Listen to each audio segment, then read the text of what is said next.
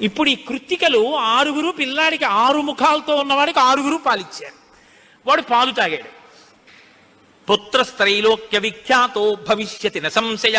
కార్తికేయుడని మేం పిలవడం కాదు, 3 లోకాల్లో పిలుస్తారు ఈ పిల్లాన్ని. సరేనా అన్నారు దేవతలు.